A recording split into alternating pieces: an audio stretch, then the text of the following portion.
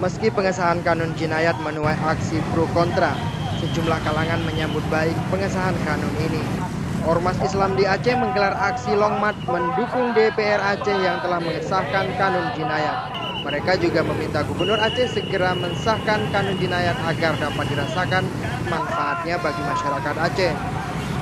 Aksi pendukung kanun jinayat ini dimulai dari Masjid Raya Baitur Rahman menuju Bundaran Simpang 5, Banda Aceh.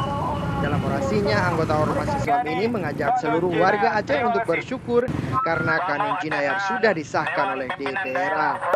Namun, pengesahan kanun jinayat diharapkan tidak dijadikan alat politik karena selama ini DPR dan pemerintah Aceh sering dikritik oleh sejumlah ormas Islam yang mendesak penerapan syariat Islam secara kafah di bumi Serabi Mekah. Selain berlaku bagi umat muslim, kanun jinayat juga akan berlaku untuk kaum non-muslim.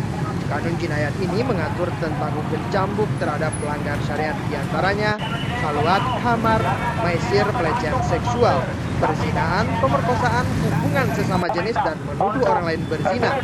Para pelanggar diancam hukuman maksimal 100 kali cambukan. Dari Banda Aceh, Ferdian Majini melaporkan untuk Aceh Video.